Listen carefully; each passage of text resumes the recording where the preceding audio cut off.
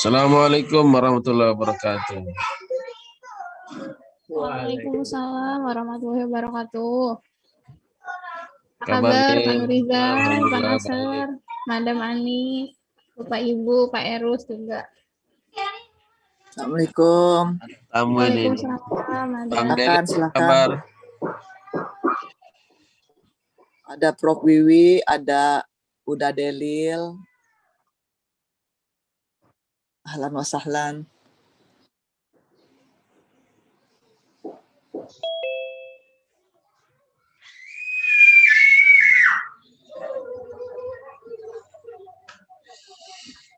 Ya, ini Friday Literacy versi holiday ya, versi liburan.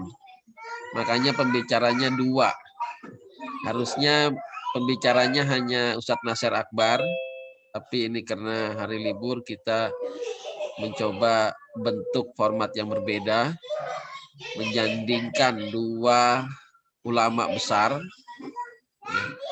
yaitu Imam Al-Haris Al-Muhasibi dan Ibnu Khaldun.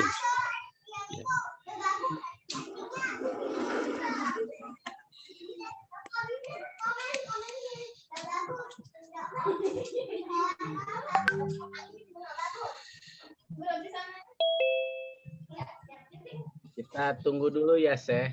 Ya.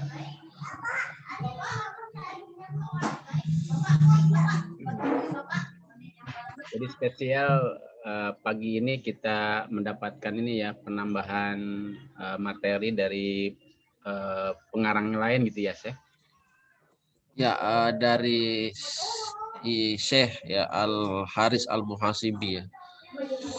Jadi kita kenalan ya. Karena agak jarang sekali pemikiran beliau dikaji oleh dalam kajian ekonomi gitu ya, kajian ekonomi Islam.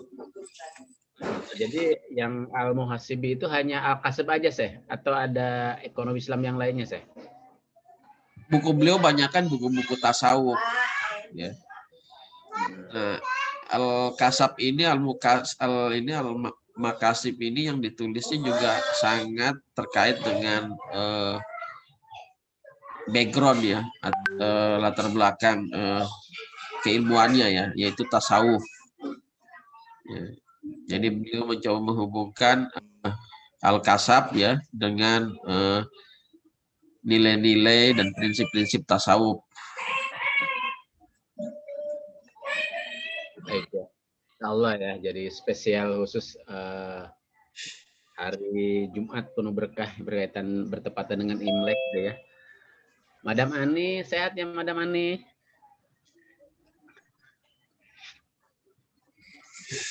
Alhamdulillah sehat. Silakan. Ya, syukran Madam. Pak Nasir sudah hadir di sini?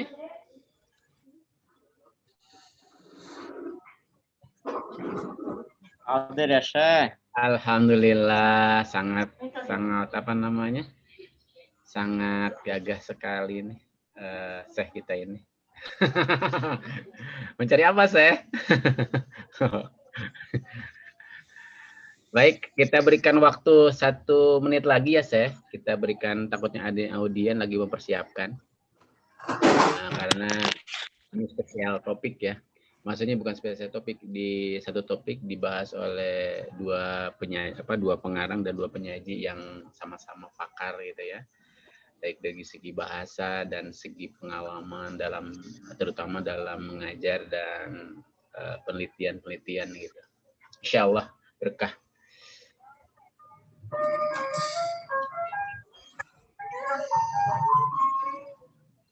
Badila sudah direkod, Badila? Nantilah kalau udah mau mulai nanti. Record ya Pak, pas mulai. Oh, pas dimulai. Oke, siap. Ya, siap. Nah, maksudnya takutnya jangan direcord dulu kalau belum. Oh, iya. Iya, Pak. Coba kembali di woro-woro Pak Erus di Siap. WhatsApp grup. Ya, siap. Mungkin ada yang belum tahu. Ya. Siap, Ustaz. Masya Allah, ini semakin melebar dakwanya ini karena dibantu oleh udah Delil.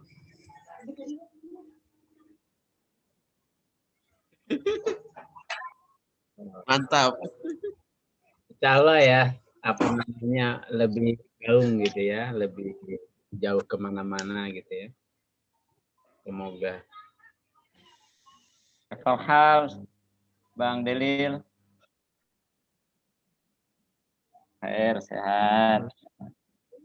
Lama sekali. Saya kangen traktiran satenya. Sate mana nih? Sate kajang saya. Sate kacang. Sate kajang ya? Atau lupa saya sate mana? Traktiran beliau.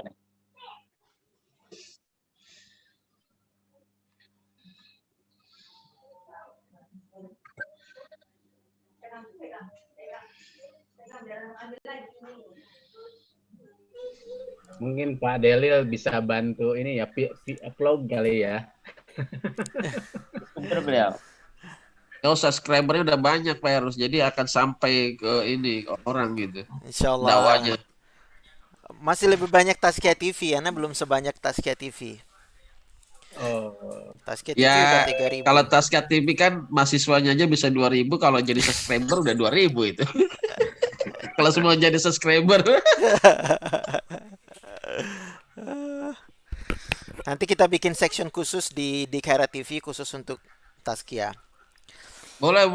Ya, jadi semua ini program Taskia kita live stream, jadi biar lebih banyak yang terjangkau. amin. Insya Allah.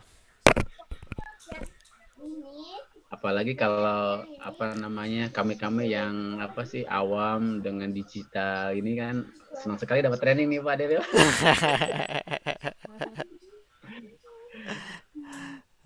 Saya sekarang sempetnya cuma live streaming, bikin konten sendiri udah nggak sempet. Oh gitu. Ya. Benar. Siap. Insya Allah lah. Blognya udah kurang aktif lagi, Bang Delil. Gimana? Blog Itu agak kurang aktif tuh, nanti saya cari waktu lah. Udah Padahal lama, tulisannya bagus-bagus itu. udah banyak saya nggak itu. Udah terlalu sibuk sama YouTube channel nih. Nggak bener ini. Jadi Pak Delil kan kita sudah berjalan hampir 1 tahun lebih, jadi kita ingin merambah ke vlog ataupun apalah. Ya. Diajarkan seperti apa, gimana bisa lebih ini gitu, masuk ke sosial medianya lebih keren gitu teh. Iya. Insya Allah. Sosial media itu intinya kita bikin jaringan sebanyak-banyaknya sih. Artinya kalau program kita di live stream, di broadcast oleh yang lain sebanyak-banyaknya, dia akan semakin luas. Itu aja itu prinsipnya kan. Ya, insya Allah.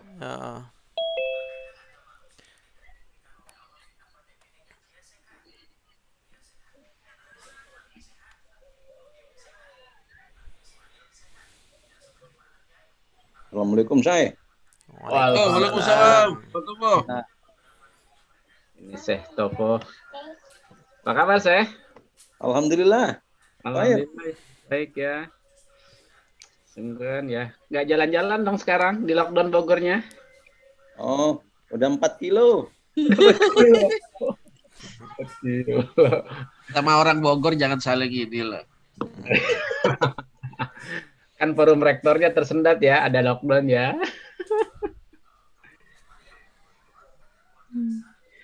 Baik, kita awali saja ya. Betul. Kita Mulai awali aja. saja. Ibu Dila, mohon di create ininya, recordnya. Atau saya? Oh ya, baik. Alhamdulillah. Assalamualaikum warahmatullahi wabarakatuh.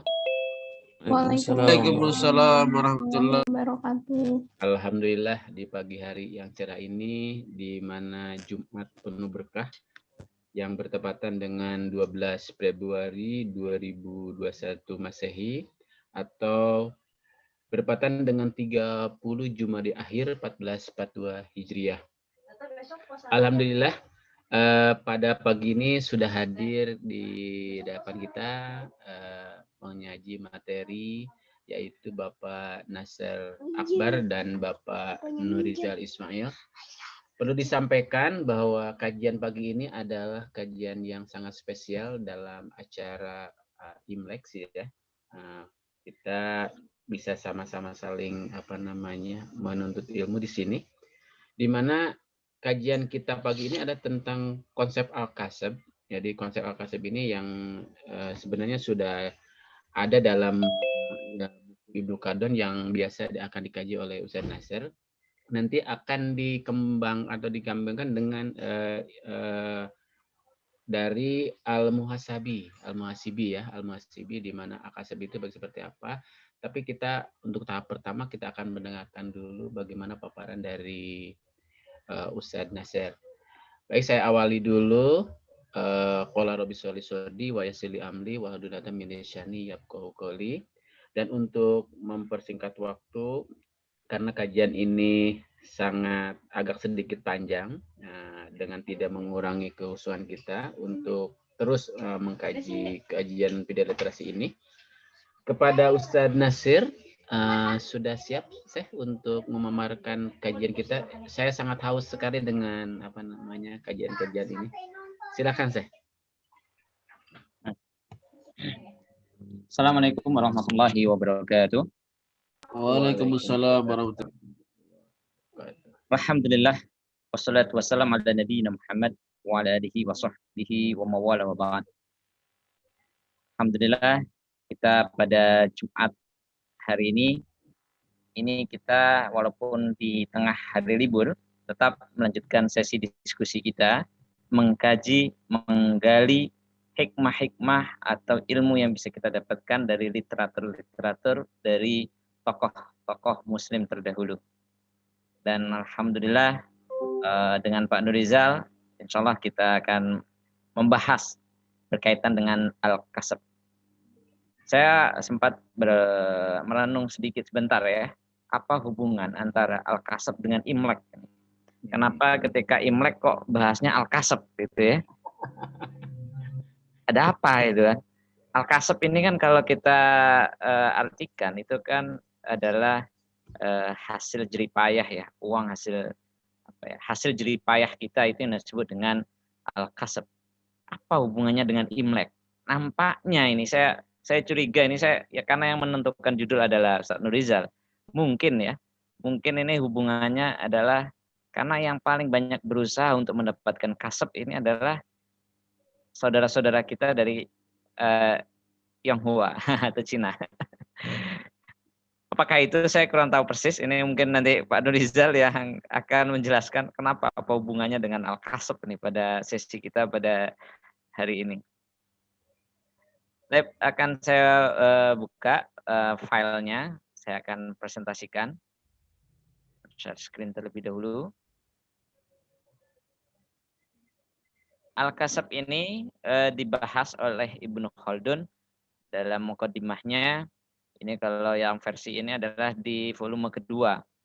Di file yang ini adalah volume kedua di bab 1.5. Al-Fasl Al-Khamis minal Kitab Al-Awwal. Ini subbab kelima dari bab pertama. 1.5.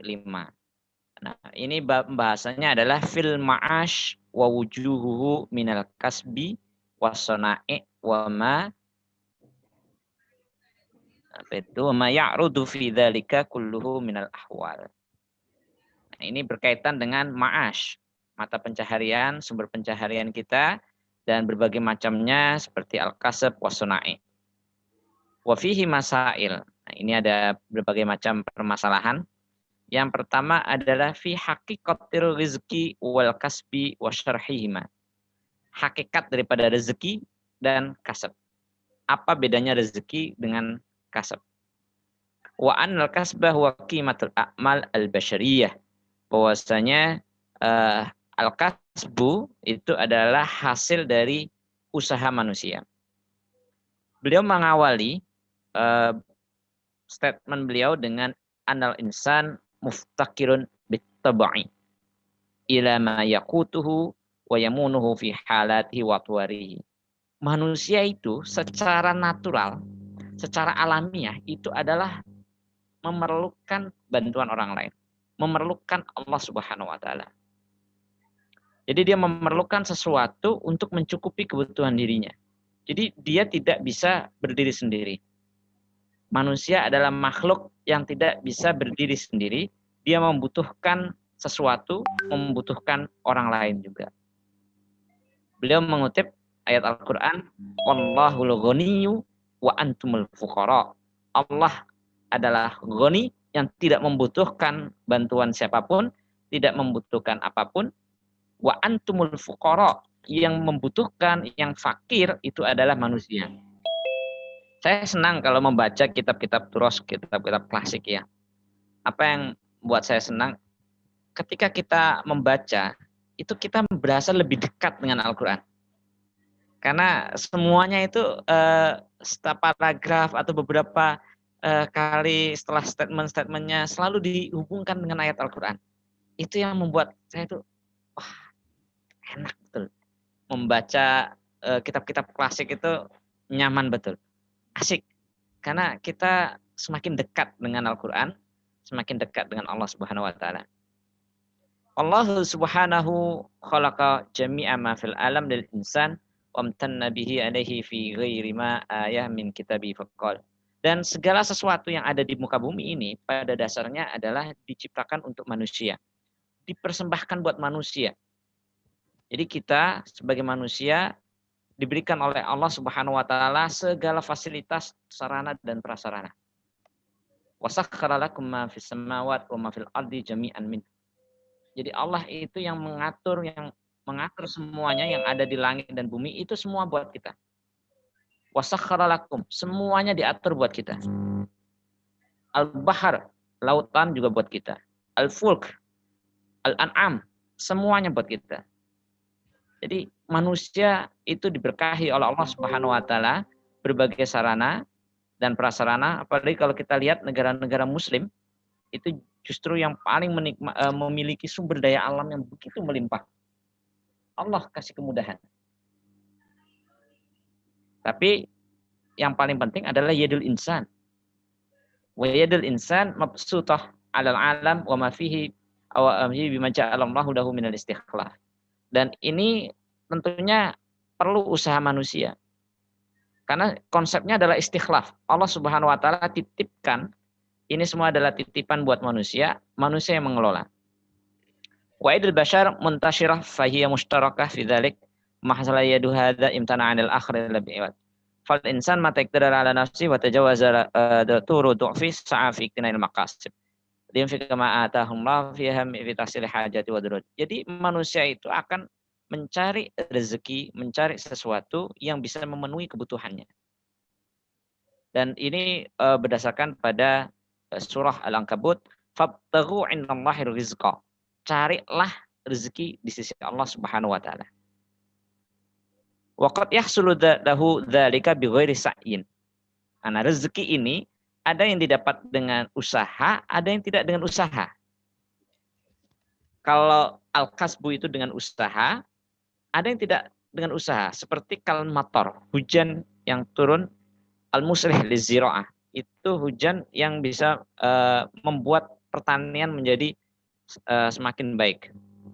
Illa annaha innama takunu muayyanah wala budda min sa'ihi ma'aha kama ya'ti. Tetapi tentu tetap harus diiringi dengan usaha.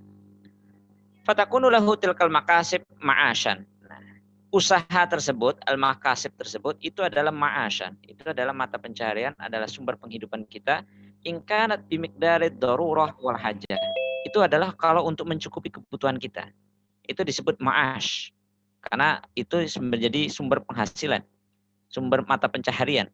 Wariyashan wa mutamawilan in kana zada ala darik. Tapi kalau sudah lebih dari kebutuhan, itu sudah bukan lagi ma'ash, tapi adalah riyashan atau mutamawilan untuk investasi. Jadi ini udah pengembangan daripada harta yang sudah dimiliki. Summa inna dzalikal hasil awil muqtana in adat manfaatu alal abdi wa khuslat lahu samratuhu min infaqi fi masalihi wa hajati sumya dzalika rizqan. Nah, ini yang menarik dari beliau, bahwasanya beliau membedakan antara al-kasbu dan ar-rizqu. Kemudian ada juga al-ma'ash. Apa yang disebut dengan rezeki? Rezeki yang beliau maksud itu adalah semua yang dimanfaatkan oleh manusia. Apa yang dimanfaatkan oleh manusia? Jadi dia berusaha keras mendapatkan penghasilan, penghasilannya dibelanjakan, itulah rezeki. Hal ini berlandaskan kepada hadis Rasulullah SAW, innama laka min malika ma'akal tafafnaita. Sesungguhnya hartamu yang kamu punya, sesungguhnya yang milikmu dari harta yang kamu punya, itu adalah apa yang kamu makan. Apa yang kamu gunakan untuk awal labis tafablaita, atau baju yang kamu kenakan sampai dia hancur, atau tasaddaq tafamdaita, atau kamu sedekah sampai kamu lupa dengan sedekah itu. Nah, itu adalah rezeki. Itu adalah rezeki. Jadi rezeki itu bukan harta yang kita punya. Kita kerja dapat gaji misalnya, contohlah 20 juta per bulan. Nah, bukan itu harta apa itu rezekinya. Rezeki itu adalah apa yang kita gunakan dengan 20 juta itu. Jadi kalau baru digunakan 10 juta, ya 10 juta itu rezekinya. Fatakunu lahu tilkal makasib ma'asyan in kanat oh ya, ini lanjutnya sini bawahnya, lanjut. Jadi kalau dia tidak dimanfaatkan, itu belum disebut dengan rizqon. Wa tamalluk minhu hina idin bisa'il abdi wa qudrati sama kasban. Nah, hasil dari kerja keras manusia itu disebut dengan kasbun. Jadi ada pembedaan istilah ya. Jadi beliau mengawali ini dengan definisi. Wa hadza mislu turas. Ini seperti warisan. Fa innahu yusamma binisba ilal halik kasban wa la yusamma rizqon. Kalau kita dapat warisan, itu adalah kasban. Bukan orang kita yang dapat warisan. Ini binisba al-halik, itu maksudnya orang yang meninggal. Jadi kalau ada orang yang meninggal, ya, dia meninggalkan warisan. Nah, warisan itu kan dia belum menikmati, tapi sudah dibagikan kepada orang lain. Itu adalah hasil upaya dia, tapi bukan rezeki buat dia. Wala yusamma rizqon. Karena dia sendiri tidak menikmati bagi si halik tadi yang al-mayyit.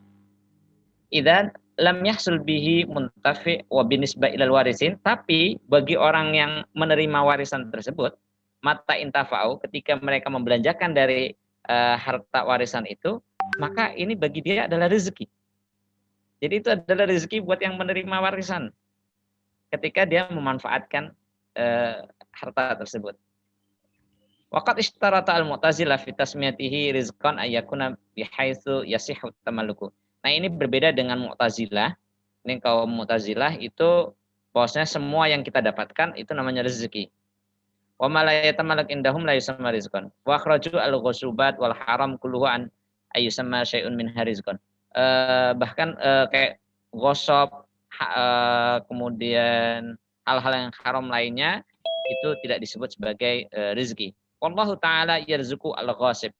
Tapi menurut Ibnu Khaldun bahwasanya Allah itu juga ngasih rezeki buat orang yang gosip, orang yang gosip itu maksudnya memanfaatkan sesuatu tanpa izin. Wal zalim wal mu'min wal kafir semua dikasih oleh rezeki oleh Allah Subhanahu wa taala. Wallahu yarzuqu man yasha. Semuanya diberikan rezeki. Jadi memanfaatkan sesuatu itu namanya rezeki, cuman rezekinya dari yang haram.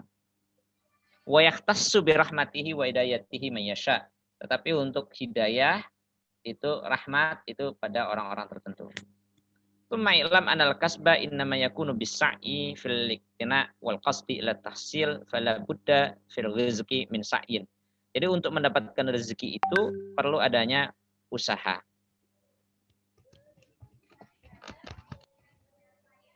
Wasa'yu ilaihi innama yakunu biqdarillah wal ilhamihi fal kullu min indillah. Semua itu dari milik Allah Subhanahu wa taala dan kita dituntut untuk mengupayakan rezeki tersebut. Tsumma innallaha ta'ala khalaqa al-hajarain al-ma'dinain min adz-dzahab wal fiddah. Allah Subhanahu wa taala itu menciptakan dua benda, dua batu, yaitu emas dan perak. Ini adalah yang bernilai. Qimatun likulli mutamawilin. buat orang-orang yang menginginkan lebih dari sekedar penghidupan kesehariannya. Mereka akan menginginkan emas dan perak. Semua orang berlomba untuk mendapatkannya. Dan semua orang berusaha untuk mendapatkan emas dan perak. Entah itu secara langsung ataupun tidak langsung. Wa idza taqarrara hadza kulluh fa'lam anna ma yufidul insan wa yaqtanihi min mutamawilat in kana min as-sana'i min hukimata amali wa wal qisdu bil. Ini adalah konsep atau tujuan dari orang itu berusaha. Ini saya skip saja biar saya cepat nanti dengan Pak Nurizal yang akan bicara dari pandangan al-muhasibi. Ini saya sampai jam berapa Pak Erus? Biar saya bisa berbagi dengan Pak Nurizal. 10.20 saya. Sampai 10.20? Ya. Oke, itu saya itu ya. Ya, di ini aja saya, disesuaikan saja nanti. Oke. 20 menit cukup. Saya lanjutkan ke sini paragraf berikutnya. Wa'lam annahu idza faqadatil a'mal aw qallat bintiqasil umran tadanallahu biraf'il kasbi. Nah, beliau di sini itu menghubungkan sebenarnya antara rezeki dengan kasab dengan pembangunan. Nah, jadi ini udah masuk wilayah makro nih, Kalau amal manusia itu berkurang atau pembangunan itu berkurang, manusia itu tidak banyak yang bekerja, maka al-kasbu atau hasil usaha jeripaya manusia itu akan menurun. Jadi produktivitas suatu negara, pendapatan negara itu diukur dengan apa? Seberapa tingkat produktivitas warganya. Berarti di sini terkait dengan employment. Kalau banyak warganya yang nganggur, maka hasil usahanya juga akan turun. Jadi kalau tidak ada pembangunan, maka hasil pembangunan pendapatan manusia itu akan berkurang. Beliau memberikan contoh selanjutnya, tara in ilal amsar al-qalila as-sakin. Lihatlah bagaimana negara, suatu daerah yang sedikit sekali penduduknya. Kaifa yakil rizqi wal kasbu fih. Maka ketika negara itu kecil, maka hasil pendapatan yang ada di negara tersebut itu sangat kecil.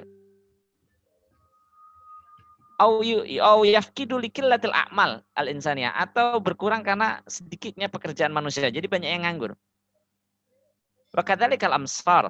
Begitu pula dengan daerah-daerah atau perkotaan-perkotaan alitakunu a'maluha aksar, yang mana banyak sekali pekerjaan di sana. Aktsaru yakunu ahlu ausa ahwalan wa ashadda rafahiyah.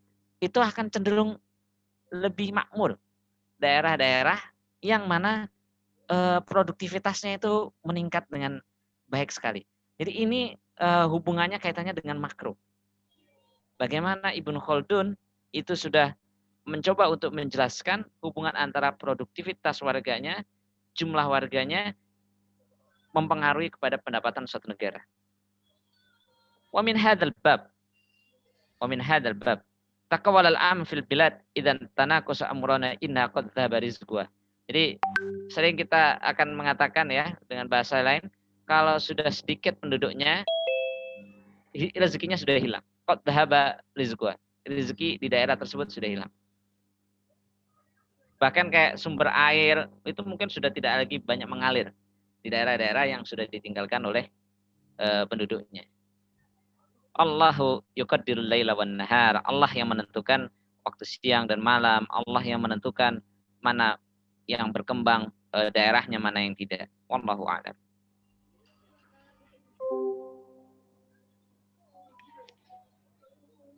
Ini ada di halaman 68 ya. Yang tadi kita mulai dari halaman 65. Oke. Bahasan berikutnya. Ya, Pak Erus? Ya, silakan saya. Oh ya. Al-faslu asani. Sebab berikutnya fi wujuhil ma'ash. Nah, kita bicara sekarang tentang ma'ash. Mata pencaharian itu, sumber penghidupan kita, wasnafuhu wa madzahibuhu. I'lam annal ma'ash wa ibaratun an ibtigha'ir rizqi wa sa'i fi tahsilihi. Jadi ma'ash ini, mencari penghidupan ini adalah suatu ibarat usaha untuk mencari rezeki dan usaha untuk mewujudkannya. Wa maf'al minal 'aish, ini berasal dari kata 'aish, ka'annahu lamma kana al-'aish alladhi wal haya la yahsul illa bihadhihi. Jadi kalau kita tidak berusaha untuk mencari penghidupan ini, maka kita tidak akan bisa hidup dengan baik. Tumma inna tahsilar rizqi was kasbihi imma yakuna ya'khudhu bi yadihil ghair wa intizaihi bil iqtidar alai ala qanunin muta'arif wa yasma maghram wajibaya. Jadi kalau pendapatan itu kita dapatkan secara legal, itu disebut dengan maghram wajibaya. Kemudian kalau kita mencari rezekinya itu dari hewan dengan cara berburu, itu disebut dengan istiadan. Ya, ini istilah bahasa Arabnya. Kalau kita, kenapa saya gema ya? Bagus ya.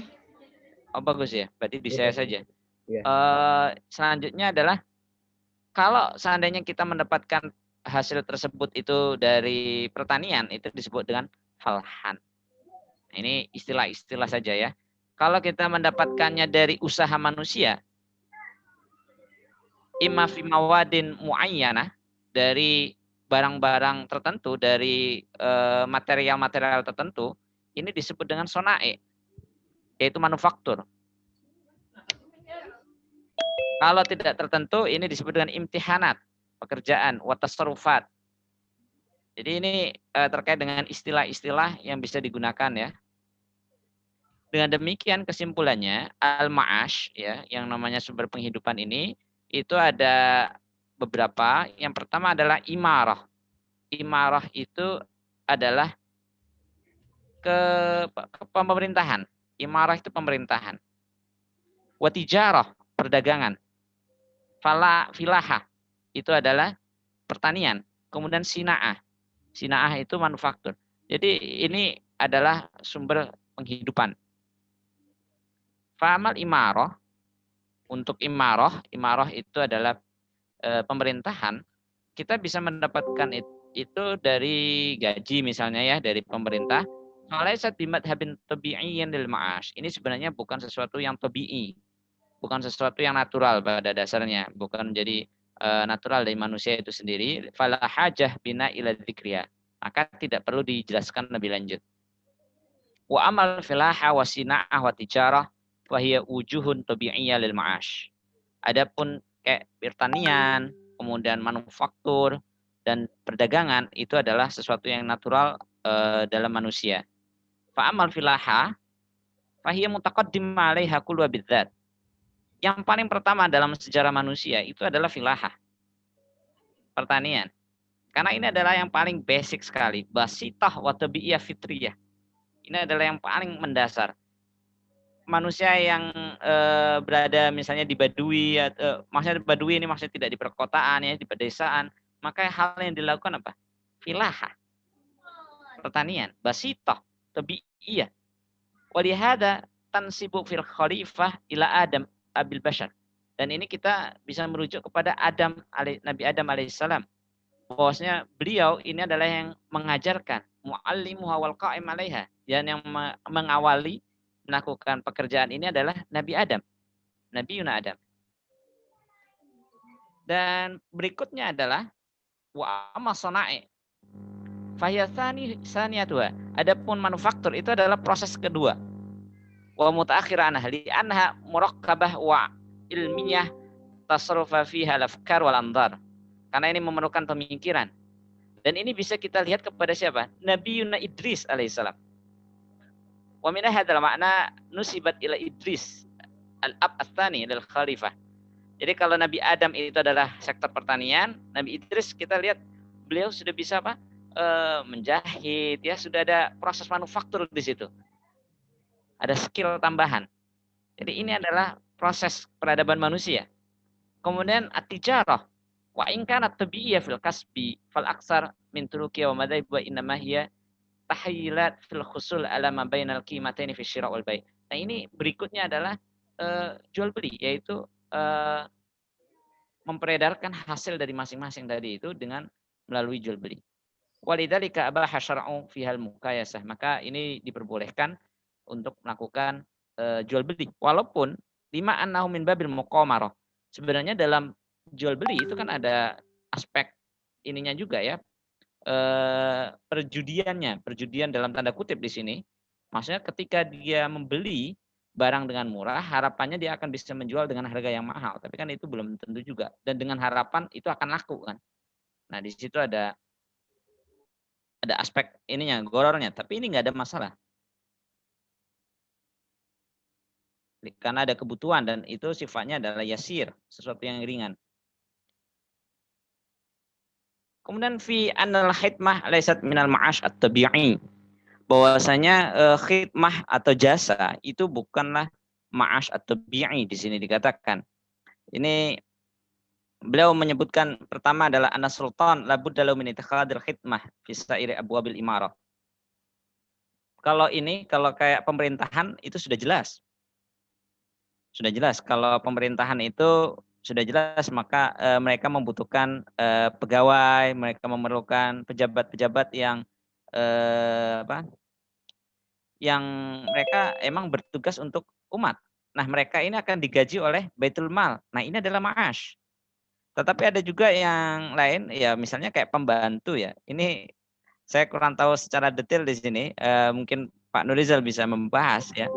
Jadi beliau menyinggung bahwasanya kalau kita meminta bantuan orang lain secara tabii, manusia itu pada dasarnya pinginnya ngerjain sendiri.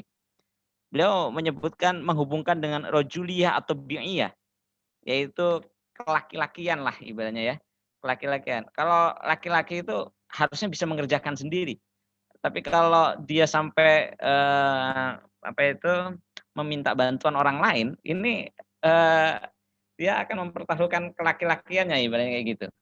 Ini mungkin Pak Nurizal mungkin bisa menjabarkan lebih detail atau kalau Ustaz Usdi mungkin kalau ada beliau dari aspek sosiologi mungkin bisa menjelaskan lebih detail terkait dengan hal ini.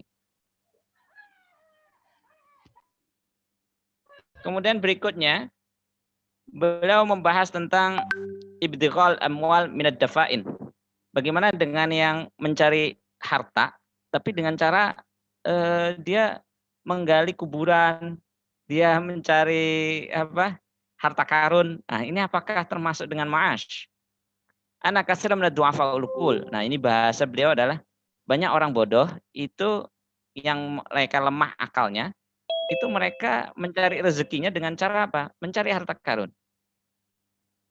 Wa yabtaguna al-kasba min dzalik. Mereka berharap mendapatkan hasil jeripayah dari hal tersebut. Wa ya'taqiduna anna amwalal umam as-salifah mutakhazinah kulluha tahtal ard. Dengan pandangan bahwasanya harta umat-umat terdahulu itu ada di dalam perut bumi. Makhtum 'alaiha kulluha. Jadi dia pandangannya seperti itu. Padahal tidak tepat pandangan seperti itu. Wa ahlul amsar beliau mau ngasih contoh ya beberapa negara misalnya di Afrika, kemudian di daerah timur masyrik yarona misalnya fi umamil qibti war rum wal faras. Jadi mereka mencari harta dari peninggalan Rum, peninggalan Persia. Wa tanaqaluna fi dzalika ahadits tushbihu haditsa khilafah min intihi ba'd talibin dzalika ila hifri ba'dil mal. Jadi ini adalah sesuatu yang tidak baik menurut beliau. Iya, khair. Ya, boleh disebentar sebentar dulu. Kita akan kita berikan kesempatan dulu ke Pak Nurizal, saya. Kita berikan Nurizal. Nanti kalau memang ada waktu kita lanjut lagi kepada saya. Atau mungkin siap. Gimana, saya? Nggak apa-apa, saya terbuka. Oke, saya ngikut moderator lah. Baik. Kita ikut moderator lah.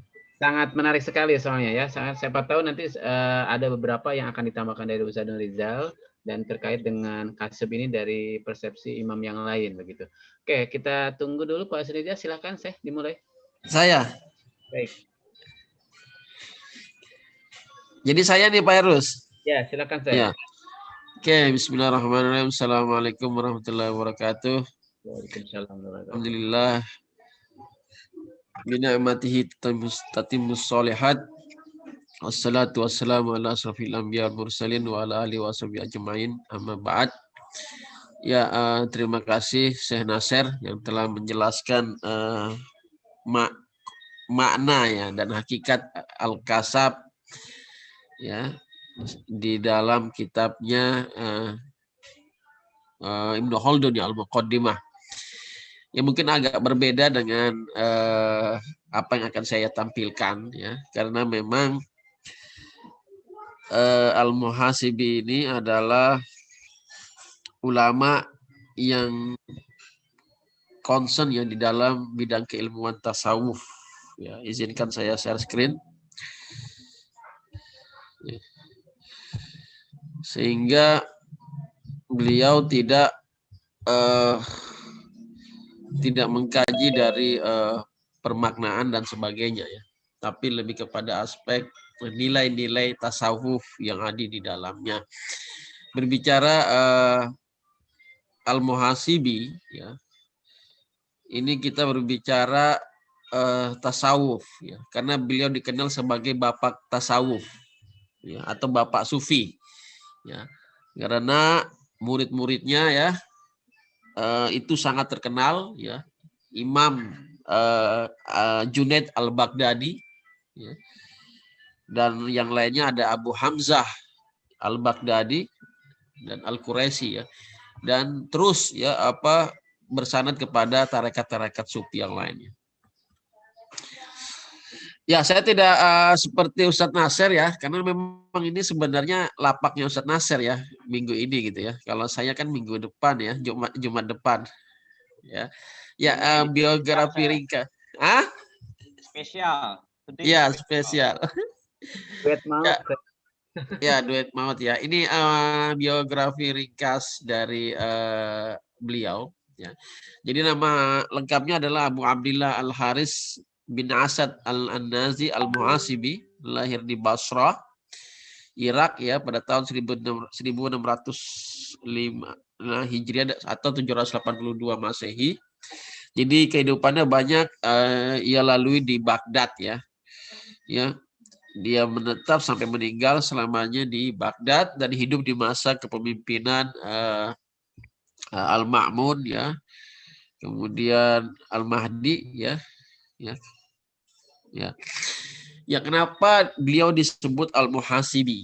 Ya, ini sangat menarik ya, karena memang beliau dikenal sebagai ulama yang selalu melakukan introspeksi diri, selalu melakukan evaluasi diri atau muhasabah ya. Karena ia dulu selalu memberikan hati nuraninya dan meneliti jiwanya ya untuk mempertahankan dalam menjelaskan setiap tindakan ke dalam atau keluar. Nah, pernah suatu ketika beliau mendapatkan warisan ya dari orang tuanya. Ya. Tapi akhirnya tidak diambil ya, harta tersebut diberikan kepada fakir miskin ya, karena memang orang tuanya adalah pengikut dari Mu'tazilah. Ya, dia jadi sangat kehati-hatian ya terhadap segala sesuatu ya yang bisa menyebabkan dia jauh ya dari Allah Subhanahu wa taala. Nah, yang menariknya guru-gurunya ini adalah ulama-ulama yang biasa kita kaji dalam kitab klasik ya. Ya, di sini ada Imam Syafi'i, Imam Ahmad bin Hambal, ada Imam Abu Yusuf dan Abu Ubaid Al-Qasim ya. Ini adalah guru-guru beliau ya. Kalau di beberapa literatur ya beliau belajar fikih kepada Imam Syafi'i dan juga Imam Hambal ya. Kemudian kepada Abu Ubaid Al-Qasim beliau mempelajari tentang hadis ya, wal lughah ya, dan juga fikih kepada Imam Abu Yusuf ya. Nah, ini tadi yang saya sebutkan di antara murid-muridnya yang terkenal adalah Imam Junaid Al-Baghdadi dan Abu Hamzah Al-Baghdadi. Ya, ada satu kisah sebenarnya tentang Abu Hamzah Al-Baghdadi ya terhadap gurunya, tapi tidak perlu saya ceritakan di sini. Ya, ini kitab-kitabnya ya mayoritas berkenaan dengan tasawuf ya. Yang pertama adalah kitab Ar-Ri'ayat li Hukukillah ya. Ini oleh banyak sarjana muslim dianggap sebagai pendahulu ya, dari kitab Ihya Ulumuddin yang dikarang oleh Imam Al-Ghazali ya. Di sini membahas tentang karakter-karakter spiritual ya, seperti taubat, takwa, waro, ikhlas ya, dan sebagainya. Ya, kemudian ada kitab Fahmul Quran ya. Ini tentang keutamaan Quran, ilmu hukum Al-Quran, dan gaya bahasa dan sanggahannya ya terhadap Mu'tazilah. Jadi walaupun keluarganya berideologi Mu'tazilah ya, beliau tidak mengikutinya, bahkan menjadi ini ya anti terhadap Mu'tazilah.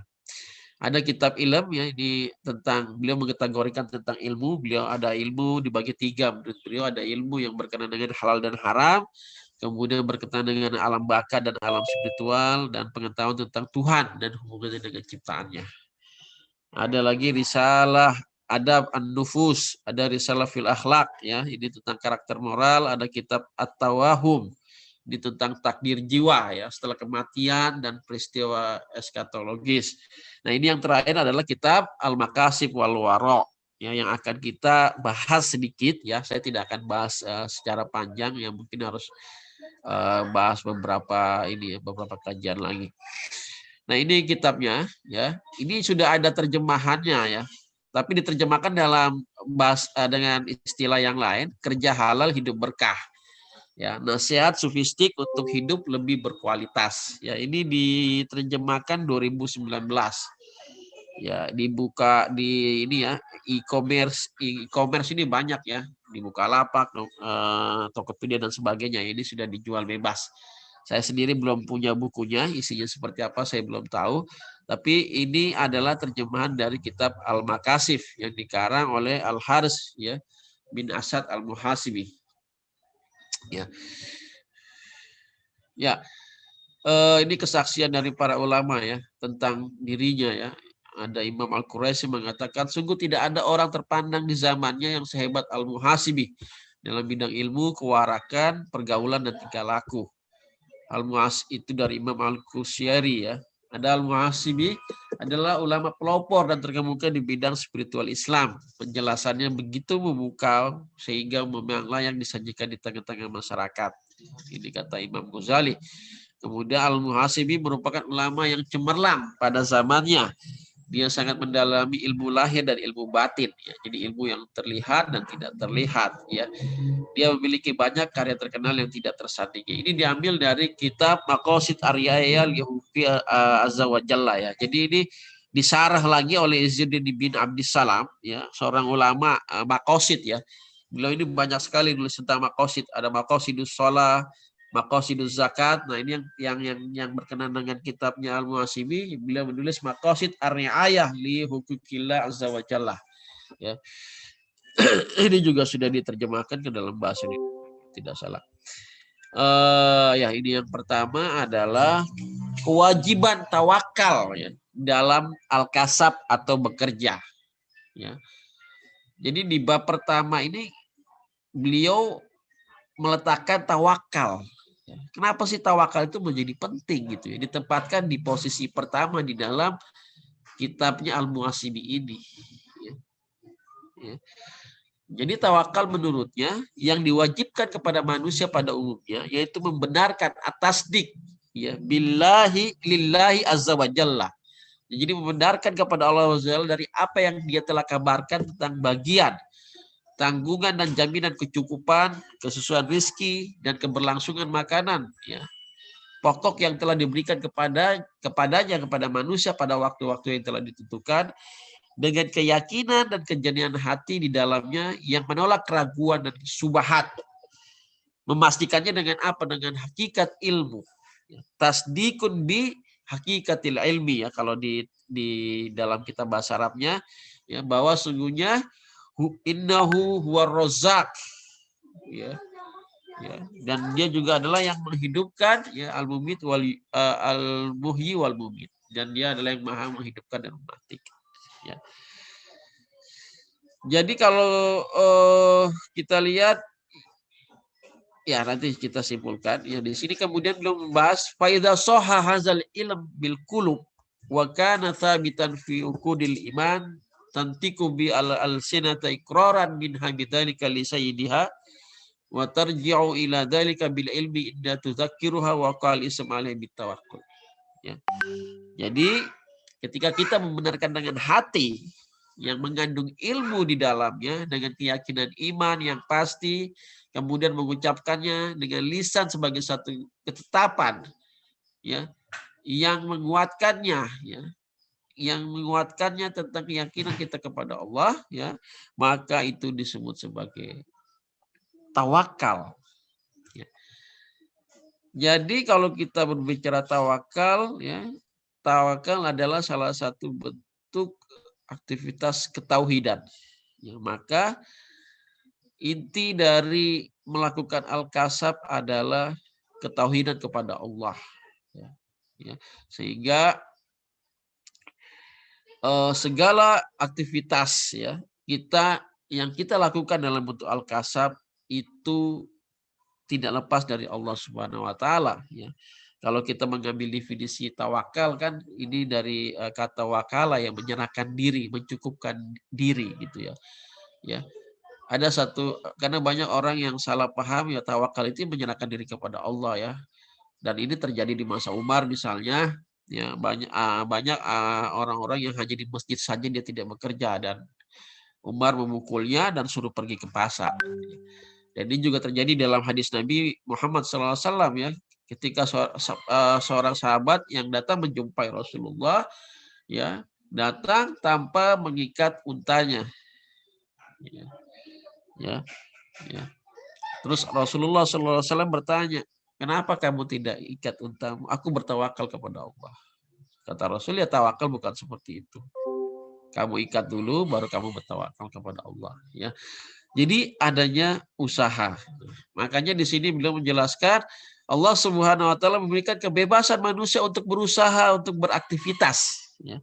Selama tidak melampaui batas-batas yang dia telah tetapkan kepada manusia. Yang dia telah syariatkan kepada manusia, ya. Di sini waqala Nabi sallallahu alaihi wasallam atibu ma'akalal mu'min bin kasbi. Jadi suatu yang baik ya yang dimakan seorang mukmin itu adalah dari kasabnya, ya. Di sini menandakan apa? Fakana dalilan ala ma wasafna min ibahatil haraka fi talabur rizki, ya. Di sini menjelaskan ya bahwa dibolehkannya, diberikan kebebasan ya dalam ekonomi Islam. Freedom itu adalah satu prinsip ekonomi Islam ya, kebebasan ya. Diberikan kebebasan untuk mencari rizki ya. Wanal mutaharrik fi talabi la yukhraju min fardhi tawakkul ya. Jadi tidak keluar ya. Jadi gerakan usaha aktivitas manusia dalam mencari rezeki itu tidak keluar dari kepentingan tawakal ya, yang bersumber dari Quran, Sunnah Rasulullah SAW dan qaulus sahabat ya. Ya. Ini di dalam Al-Qur'an ya di surat At-Tolak ayat 3 ya. Jelas ya. Ya, jadi tawakal adalah pintu rezeki. Wa yarzuqu min haitsu la yahtasib wa man yatawakkal 'ala Allah fa huwa hasbuhu innallaha balighu amrihi qad ja'alallahu likulli syai'in qadir. Jadi dan memberinya rezeki dari arah yang tidak disangka-sangkanya, dan barang siapa yang bertawakal kepada Allah niscaya Allah akan mencukupkannya. Sungguhnya Allah melaksanakan urusan yang dikehendakinya. Sungguhnya Allah telah mengadakan ketentuan bagi tiap-tiap sesuatu. Ya. Jadi apa yang bisa kita simpulkan bahwa jadi tawakal ini adalah pintu rezeki. Jadi tawakal inilah yang harus ada di dalam minda atau dalam konsep, dalam cara pandang kita. Ya, bahwa segala sesuatu itu datang dari Allah, kita berusaha ya, dan baru kita sandarkan kepada Allah Subhanahu wa taala ya. Hikmahnya tawakal adalah keyakinan saat berangkat menuju pekerjaan dan mengerjakan suatu usaha bahwa Allah Subhanahu wa taala pasti akan mencukupkan rezekinya sehingga dia tidak memiliki kekhawatiran sedikit pun. Lalu ia bekerja dengan kondisi yang nyaman dan optimal. Oleh karena rezeki yang Allah Subhanahu wa taala telah jaminkan tadi akan datang dengan deras. Jadi ini kenapa pentingnya tawakal ya itu ditempatkan di posisi pertama di dalam kitabnya Al-Muhasibi ini ya. Karena inti dari segala aktivitas ekonomi itu adalah tauhid ya. Nah, salah satu bagian dari tauhid itu adalah bertawakal kepada Allah Subhanahu wa taala. Ya.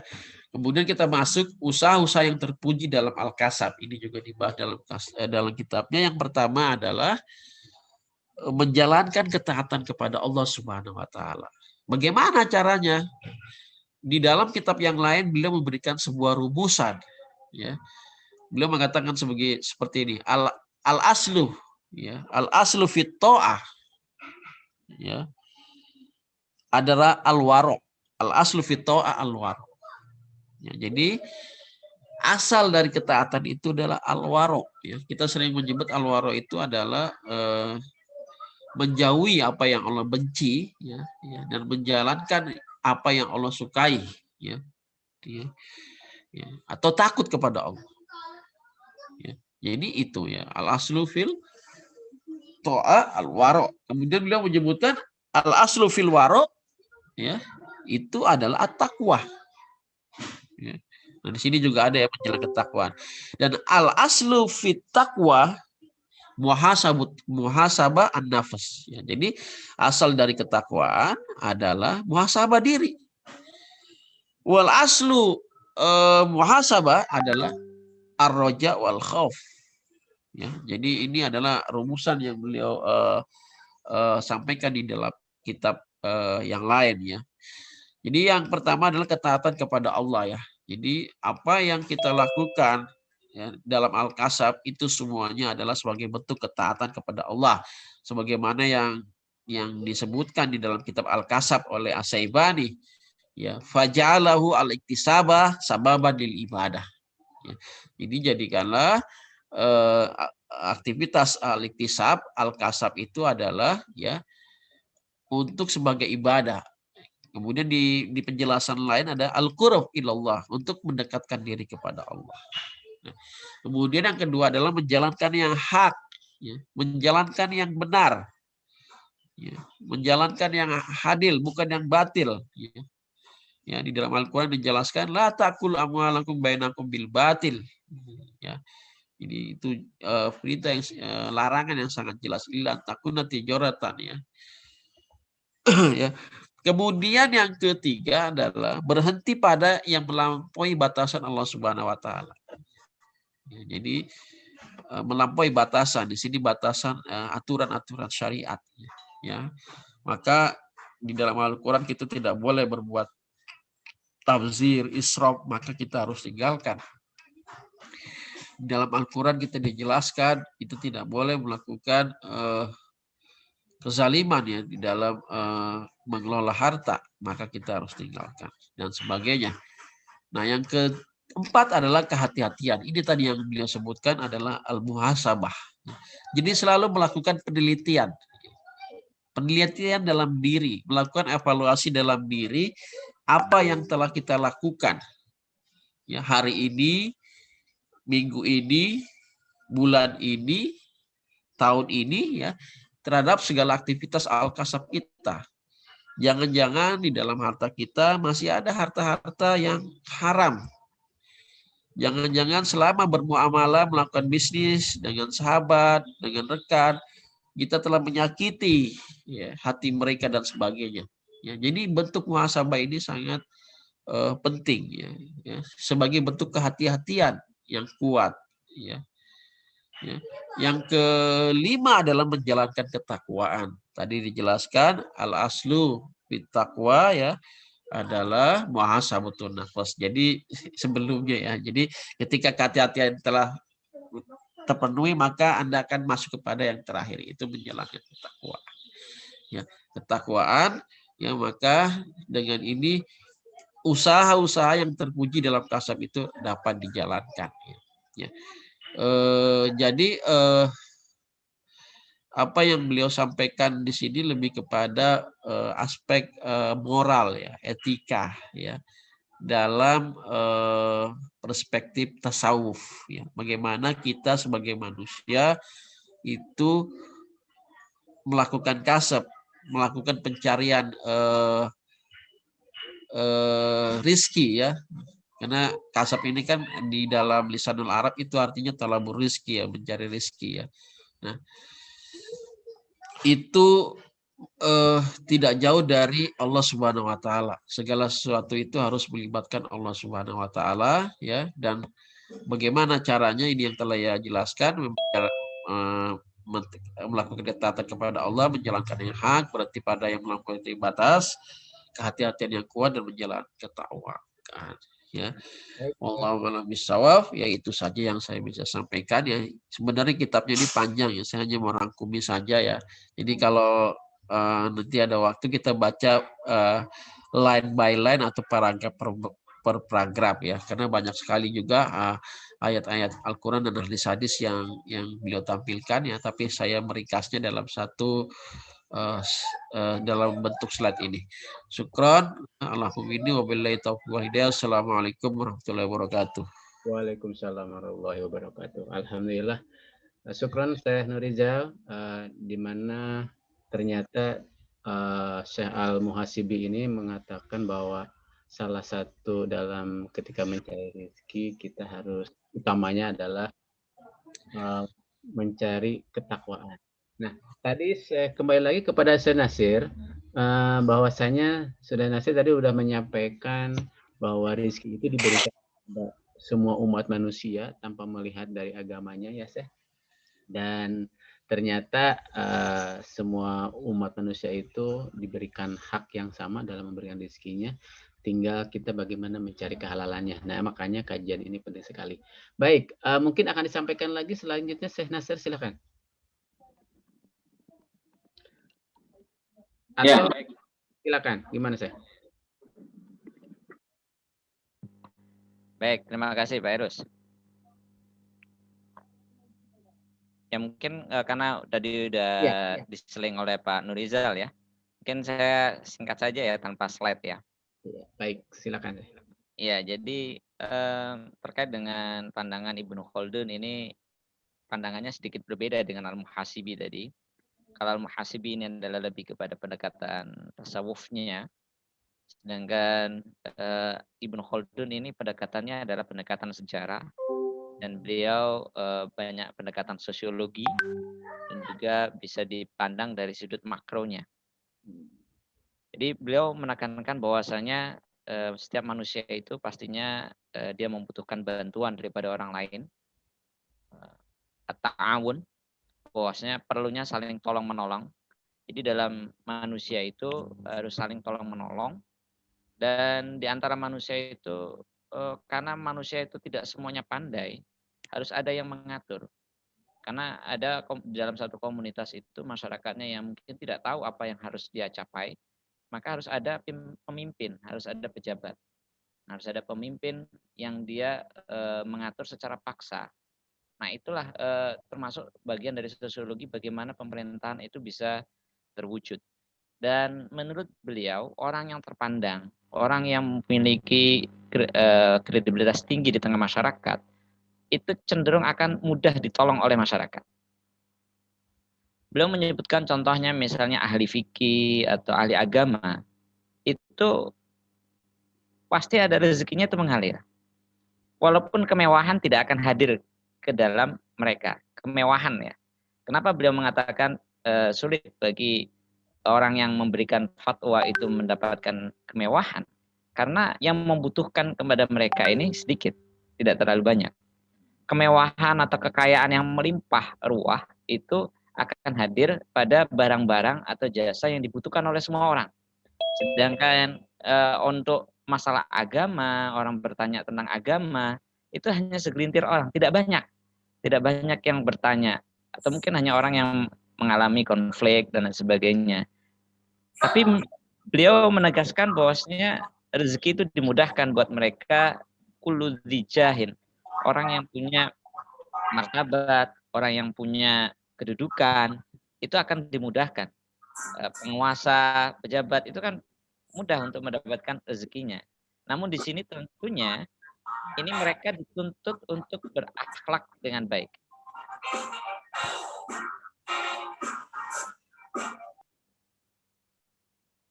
Ya, mereka dituntut untuk berakhlak dengan baik. Kalau mereka tidak berakhlak dengan baik, maka rasa hormat masyarakat itu akan hilang. Dan ketika rasa hormat masyarakat itu hilang, maka mereka akan kesulitan untuk mencari rezeki. Dan buat mereka yang tidak mempunyai kedudukan, maka mereka harus mengandalkan usahanya. Maka kaum tujar, para pedagang, ini mereka adalah mereka bukan orang yang ahli ilmu, mereka praktisi, dan mereka untuk mendapatkan penghasilannya ya dengan cara berusaha, berdagang, dan lain sebagainya. Jadi beliau banyak bicara ya tentang sosiologi manusia, bagaimana masyarakat itu terbentuk, dan beliau menegaskan bahwasanya pemerintahan itu yang kaya itu adalah ketika masyarakatnya itu bekerja dengan baik. Dan ketika masyarakat bekerja dengan baik, produktivitas itu akan naik. Dia juga menyinggung masalah doruriyah, hajiyah, kemudian kamal, yaitu kamal di sini adalah maksudnya adalah tahsiniyat. Jadi beliau sudah menyinggung juga terkait dengan primer, sekunder, dan tersier. Jadi masalah primer, sekunder, tersier itu beliau kembali mengungkapkan lagi. Tentu ulama-ulama sebelumnya sudah membahas tentang hal itu. Dan beliau kembali menekankan tentang adanya klasifikasi tersebut. Ya, ini memang sangat menarik pemikiran Ibnu Khaldun terkait dengan al-kasbu. Bagaimana beliau juga membedakan antara al-kasbu, ar-rizku. Jadi kalau Pak Eros hartanya banyak, yang didapatkan entah itu dari tazkiyah atau dari tempat lain, tapi kalau nggak dibelanjakan Pak Eros, itu belum rezeki antum, saya. Iya betul, saya. Seperti Antum, Jangan-jangan Anda belanja lah di mana gitu.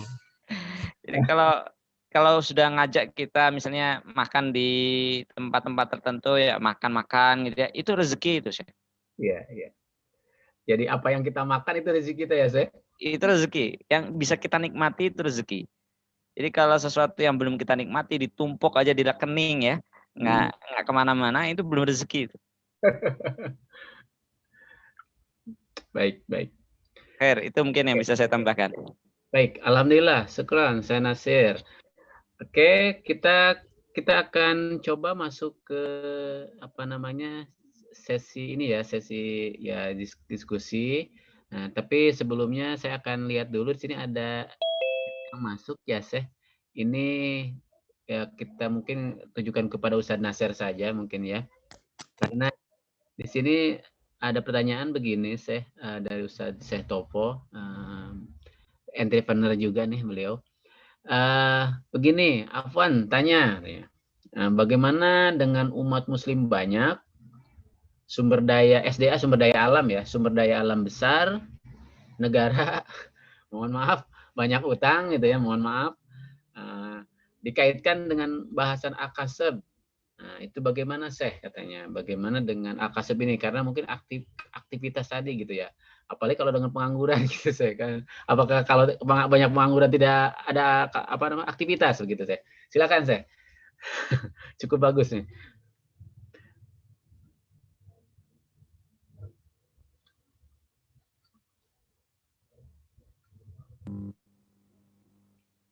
Ya, terima kasih Pak Topo. Ini umat Muslim ini banyak, SDA-nya melimpah, tapi kok banyak utang gitu ya. Ya, apakah ada hubungan dengan al-kasab? Mungkin tidak terlalu langsung ya kali ya hubungan antara hal ini dengan apa yang menjadi bahasan kita. Tetapi beliau Ibnu Khaldun menegaskan bahwasanya produktivitas masyarakat itu menjadi faktor utama, kunci utama. Indonesia dengan banyaknya masyarakat yang ada di Indonesia, itu kita termasuk adalah GDP terbesar, termasuk G20. Jadi secara pendapatan itu kita tinggi sekali. Kenapa ya? Karena banyaknya masyarakat tadi itu. Banyaknya warga, mereka banyak yang bekerja. Makanya kalau ya, saya lanjutkan. Makanya Indonesia itu akan mencapai titik emasnya itu nanti di tahun 2030 atau 2040 ya. Itu ketika jumlah milenial, jumlah kaum mudanya itu banyak. Kenapa kaum muda itu penting? Karena kaum muda inilah yang menjadi lokomotif produktivitas. Jepang dan Korea Selatan. Dulu Jepang sangat maju pesat sekali, tapi sedikit mengalami kemunduran sekarang. Udah mulai mengalami kemunduran. dan disalib oleh Korea Selatan. Apa yang menyebabkan? Ini tidak juga jauh dari masalah penduduk yang produktif, yaitu di mana Korea Selatan itu banyak penduduknya adalah masih anak muda, sedangkan di Jepang itu banyak orang tua. Jadi kalau kita bicara secara makro, sebenarnya banyak warga itu bagus. Ini berbeda halnya dengan teorinya ini ya dulu ya. Kita tahu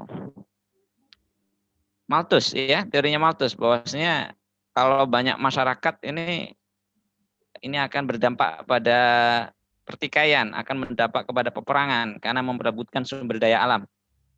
Karena dengan sumber daya yang terbatas, manusia yang memerlukan kebutuhan itu banyak, sehingga akan terjadi kelangkaan, sehingga akan memperebutkan, sehingga akan terjadi peperangan, dan lain sebagainya. Sehingga salah satu yang digaungkan pada waktu itu adalah bagaimana pengendalian jumlah populasi warga. Nah itu juga yang melandasi teorinya Malthus ya. Tapi sekarang rasanya tidak terbukti ya bahwasanya dengan jumlah masyarakat yang banyak itu justru menjadi modal utama bagi suatu negara untuk berkembang lebih lanjut. Memang betul ada PR-nya ya, bagaimana memastikan warganya itu bisa sejahtera secara individu. Tapi insya Allah sumber daya Indonesia ini banyak sekali, ya mungkin karena faktor alamiah ya, faktor manajerial sebenarnya lebih tepatnya, bukan faktor alam, lebih kepada faktor manusianya, yaitu yang tidak bisa memanage dengan baik. Karena tadi itu memerlukan kepintaran, memerlukan usaha yang maksimal, dan kalau kita lihat kan banyak stratanya itu kan mulai dari pertanian, manufaktur, kemudian ke perdagangan. Nah, di kita itu kan masih masuk apa ya? Masih pertanian udah mulai ditinggalkan, udah masuk ke manufaktur dan keasikan ke perdagangan nampaknya orang-orang karena lebih kepada memperdagangkan, kemudian ekspor impor ya ini yang juga menjadi problem juga. Insya Allah mana yang terbaik, insya Allah semuanya baik. Tapi bagaimana pemerintah ini bisa mengatur antara menstabilkan antara pertanian sehingga kecukupan ketahanan pangan itu bisa terpenuhi, kemudian dengan manufaktur itu banyak kan kalau kita lihat negara-negara maju ya udah mau mendekati maju itu memang porsi manufakturnya jauh lebih besar dan begitu menjadi negara maju sektor jasanya yang jauh lebih besar. Wallahu a'lam. Ya, syukran saya. Baik. Saya mau menambahkan. Oke, silakan, Senaza, silakan. Ya, ini saya dari perspektif tokoh yang lain ya, yaitu dari perspektif Ibnu Sina ya. Kebetulan ini ada di tesis saya ya. Jadi ada beberapa strategi yang diuraikan Ibnu Sina ya. Ini peran negara terhadap rakyatnya ya dalam pembangunan negara. Yang pertama adalah menyediakan perangkat hukum. Ya. Ini perangkat hukum di dalam aktivitas ekonomi dan bisnis ya. Dan harus jelas sehingga manusia yang hidup di dalam suatu negara itu tidak ragu-ragu untuk melakukan aktivitas al-kasabnya. Nah ini kadang terjadi ya karena kepastian hukum tidak jelas, undang-undangnya tidak jelas sehingga apa yang dilakukan oleh orang-orang di dalam suatu negara itu tidak produktif. Yang kedua melawan at-ta'atul ya atau melawan pengangguran. Dengan cara apa? Yang pertama kata Ibnu Sina, pemerintah wajib menyediakan lapangan pekerjaan, ya, menyediakan unit-unit industri, ya, yang mana masyarakat mau berkontribusi kepada negaranya. Nah, nyambung kepada Al-Qardawi dalam satu kesempatan ketika beliau berkhutbah Jumat, ya, ini di negara mayoritas Muslim itu negaranya negara konsumtif. Nggak ada kurang sekali berproduksi bandingkan negara-negara di Eropa ya. Beliau mencontohkan Almania ya, Jerman ya, produksi mobil, alat-alat berat dan sebagainya. Aina al-Arabun katanya, mana negara-negara Arab, negara-negara Timur Tengah. Jadi menyediakan asinaat ya, sumber-sumber produksi kepada rakyat sehingga rakyat mau bekerja. Dan bagaimana ketika rakyat tidak mau bekerja? Nah, Di sini ada enforcement law kata Ibnu Sina. Dia harus dihukum ketika dia tidak cacat, ya. Dia mampu bekerja tapi dia meminta-minta, dia harus dihukum. Lalu bagaimana dengan orang cacat? Disediakan tempat-tempat kreativitas, mereka diajarkan ya dengan kekurangannya itu bagaimana dia bisa berkontribusi kepada negara. Jadi harapannya adalah full employment, ya. Mau yang jasmaninya bagus dan tidak bagus tetap harus adanya full employment. Dan yang ketiga adalah social security, jaminan sosial, di bahasa beliau adalah al-mal al-mustarak, ya. Jadi bagaimana rakyat yang kaya itu mampu berkontribusi kepada negaranya, ya, membantu rakyat yang lain yang memang tidak bisa memenuhi kebutuhannya karena kekurangannya. Nah, ini yang kurang nih di negara-negara Muslim. Ya, itu yang bisa saya tambahkan. Syukron. Syukron. Alhamdulillah ya, penambah pencerahan yang baik lagi ya. Baik, tadi di sini tadi ada sedikit apa namanya ya guyonan atau bagaimana dari Ustadz Asnan bahwa contoh gurandil gitu ya Teh. Apa gurandil ini termasuk gara kasab juga gitu Teh? Silakan Teh.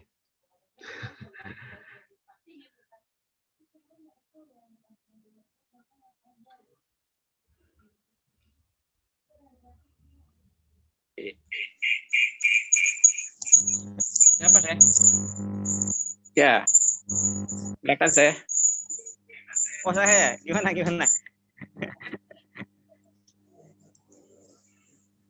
Ada di chat tuh, Ustaz Nasir.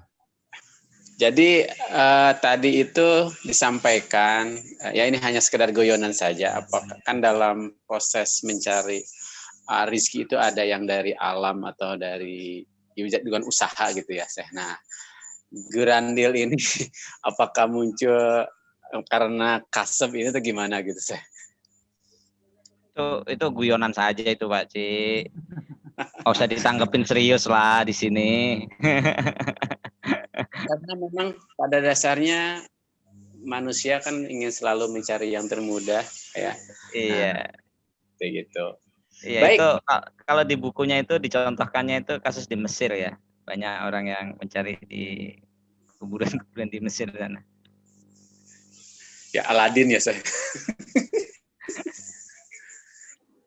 Baik, Bapak Ibu. Mau kaya dengan cara mudah, susah itu. Masih ada waktu sekitar 10 menit, silakan. Kalau ingin di-sharing lagi, di sini sudah banyak sekali yang hadir. Silakan.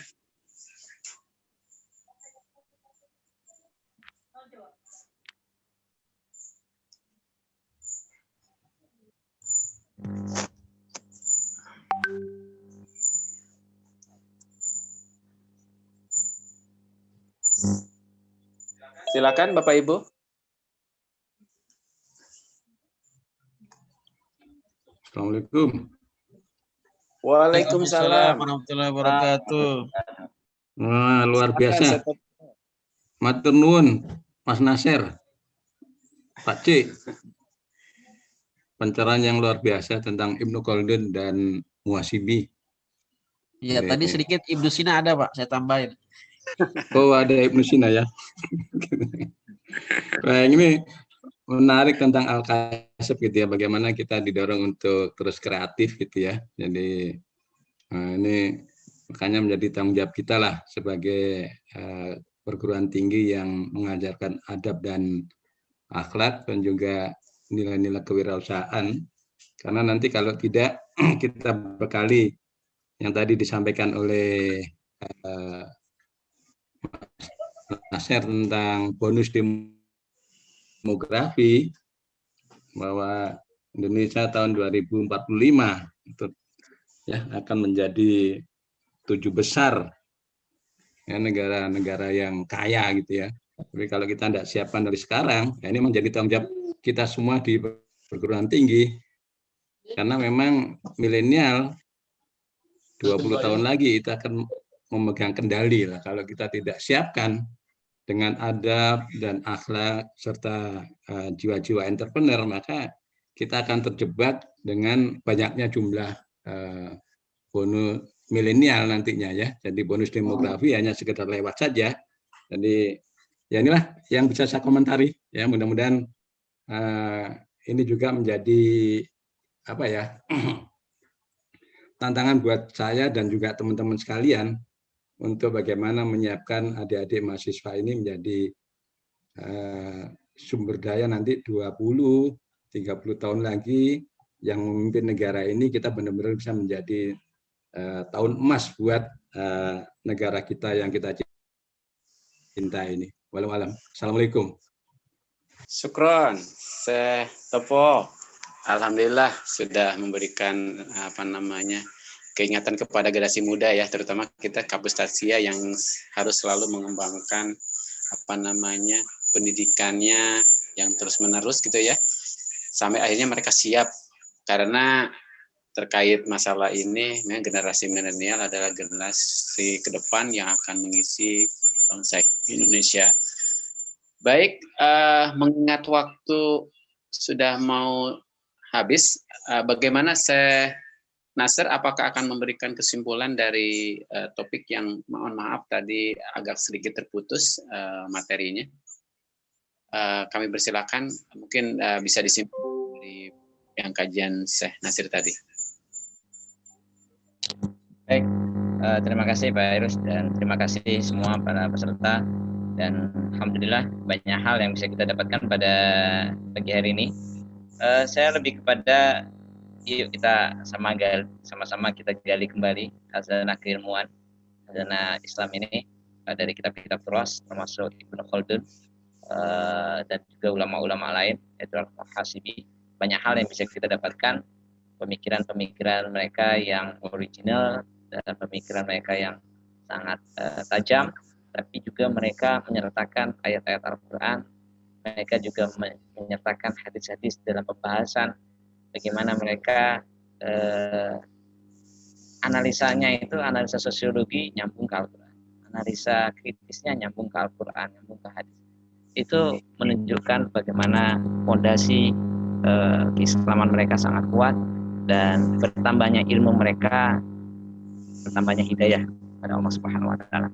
Semoga kita bisa diberikan ilmu, bisa diberikan kemampuan untuk meniru mereka, kepada Allah Subhanahu wa taala untuk mengikuti jejak langkah mereka.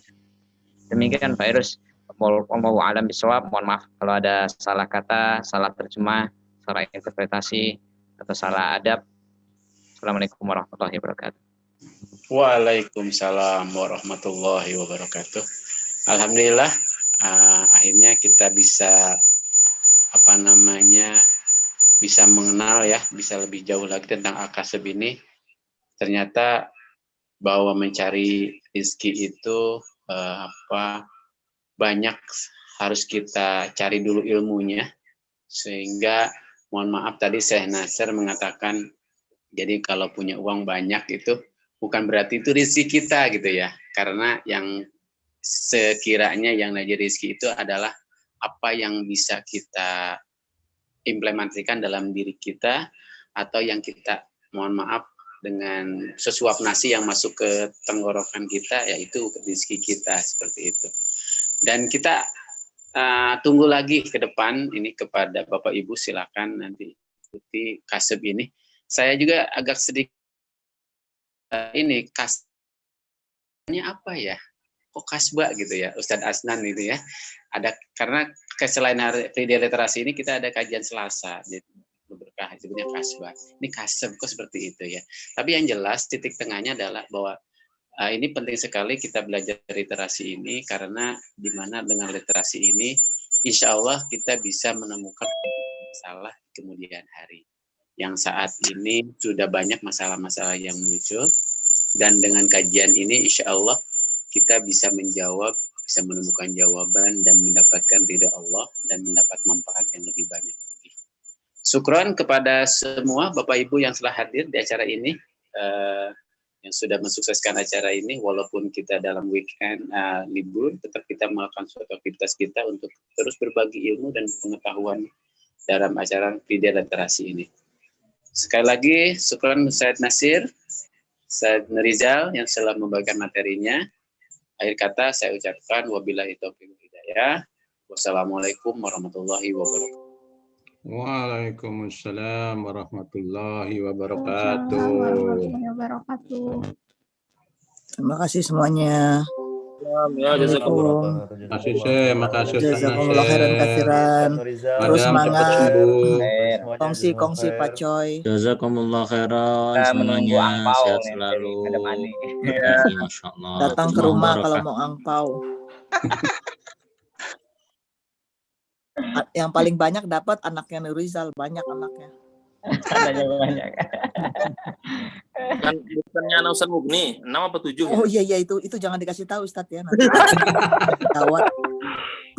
Tapi menarik nih saya Nurizal, Masya Allah luar biasa. Cuman saya masih mikir-mikir, cuman karena lagi